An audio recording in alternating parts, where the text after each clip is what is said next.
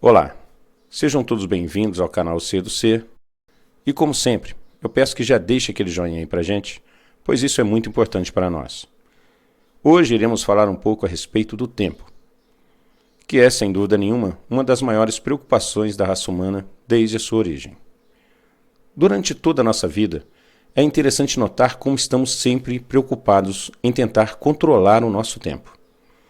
Mas o que será mesmo que seja o tempo de verdade? E da onde veio essa concepção de tempo? A princípio, o tempo passou a existir dentro da concepção humana quando lá no período paleolítico da nossa existência, o homem viu a necessidade de contar o tempo como forma de controlar e organizar sua vida e suas atividades. E a princípio essas medidas de tempo tinham por base os fenômenos naturais. Mas descobertas arqueológicas indicam que em todas as civilizações antigas, desde os primeiros hominídeos, algumas pessoas sempre estavam preocupadas com a medição do tempo, seja por motivos religiosos, agrícolas ou de estudo dos fenômenos celestes. Os sumérios chegaram a elaborar um calendário que dividia o ano em 12 meses de 30 dias, sendo que os dias eram divididos em 12 períodos, os quais, nos dias de hoje, corresponderiam a 2 horas cada um, pois dividiam cada um desses períodos em 30 partes de aproximadamente 4 minutos. E se você levar em consideração o período ocupado por essa civilização, que ocorreu entre 5.300 e 2.000 anos antes de Cristo, você verá que a precisão desse calendário e sua semelhança com o calendário que utilizamos nos dias de hoje é sem dúvida nenhuma impressionante. Além dos sumérios, os egípcios também tinham um calendário que utilizava os ciclos das fases da Lua, mas que posteriormente passou a utilizar o movimento da estrela Sírius, que passa próximo ao Sol a cada 365 dias. Na mesma época em que a inundação anual do Nilo tem seu início. E isto foi muito importante para o crescimento da civilização egípcia. E com o passar dos anos, muitos instrumentos para contar o tempo surgiram, relógios de areia, de sol, de água, até chegar aos modernos relógios dos dias de hoje. Como vocês viram, já foram criadas várias formas de medir o tempo, e os povos antigos criaram vários calendários diferentes, alguns solares e outros lunares, até chegar ao calendário que utilizamos nos dias de hoje. Mas você sabia que o nosso calendário nem sempre foi do jeito que é hoje? Nós já tivemos mais mudanças no nosso calendário do que você pode imaginar, pois já existiram vários calendários diferentes. O primeiro calendário romano foi criado no século VIII a.C. e possuía somente 10 meses, indo de março a dezembro.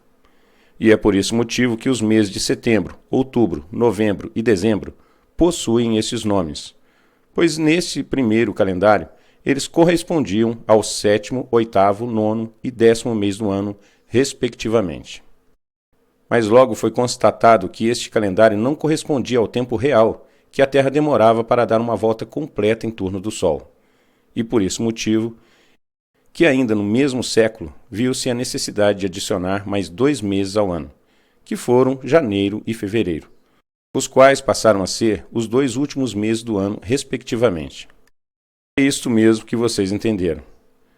O ano terminava em fevereiro, o qual naquela época possuía um dia a menos, e isso para poder ajustar a quantidade de dias do ano.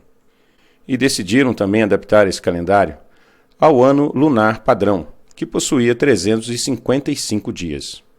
E assim permaneceu por muito tempo. Mas devido a alguns estudos astronômicos, descobriu-se que na verdade a Terra demorava 365 dias, 5 horas, 48 minutos e 47 segundos para dar uma volta completa em torno do Sol. E então, no ano 49 a.C., o imperador Júlio César resolveu criar o calendário juliano, fazendo algumas importantes alterações ao calendário que era utilizado na época. E decidiu acrescentar mais 10 dias aos meses do ano, que passou a possuir então 365 dias. E decidiu também que o ano passaria a começar em 1º de janeiro, ao invés de começar em 1º de março, como era até então. E com isso, fevereiro, que possuía apenas 29 dias por ser ele quem fechava as contas no final do ano, também ganhou um dia a mais e passou a possuir 30 dias. Mas agora, ele já passou a ser como é nos dias de hoje, o 2º mês do ano, ao invés de ser o último, como era até então. Mas Júlio César queria se imortalizar de alguma forma. E para isso decidiu então batizar com seu próprio nome um dos meses do ano. E escolheu o mês de Quintilis para fazer essa alteração, o qual possui este nome por ter sido o 5º mês do ano no primeiro calendário criado de 10 meses, e que então passou a se chamar Július, o qual conhecemos hoje como mês de julho. Mas ele não gostou nem um pouco da ideia de que um mês que havia sido batizado com seu nome possuísse somente 30 dias, igual aos outros meses, pois ele queria ser mais, ser superior.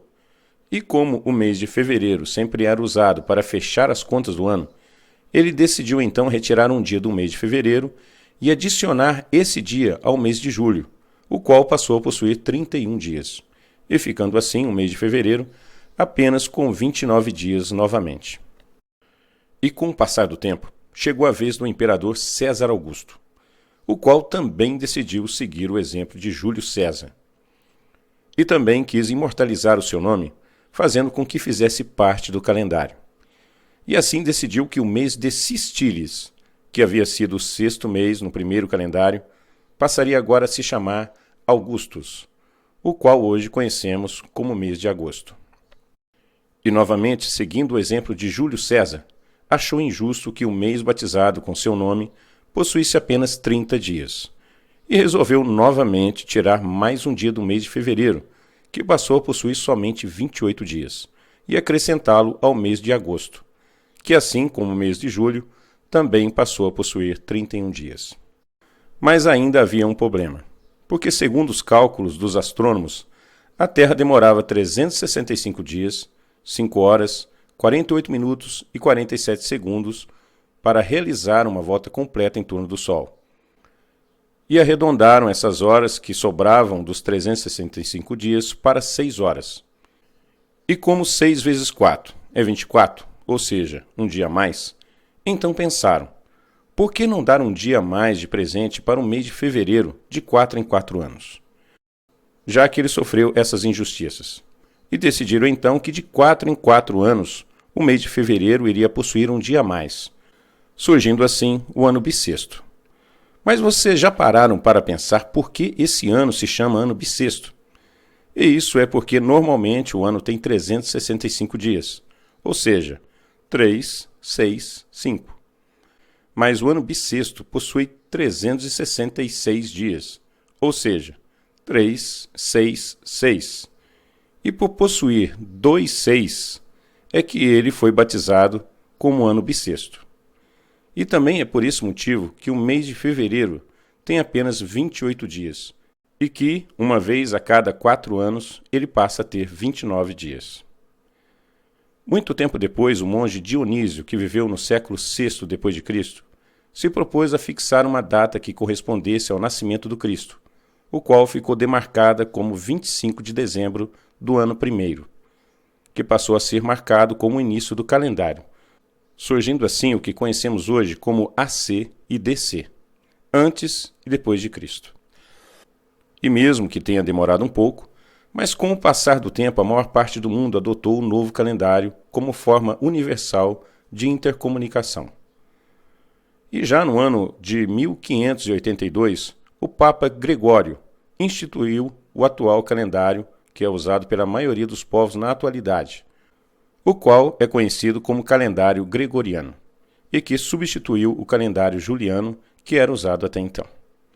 Além disso, vários outros calendários diferentes são utilizados em vários países do mundo, como o calendário chinês, por exemplo. Mas isso será assunto de um próximo vídeo. E se você gostou desse vídeo, e assim como eu, gosta de saber mais sobre os segredos e mistérios que envolvem todo esse mundo, não se esqueça de se inscrever no nosso canal e ativar o sininho para que você seja notificado sempre que tiver um vídeo novo por aqui. E no mais, fique com Deus. Uma ótima semana a todos e até a próxima.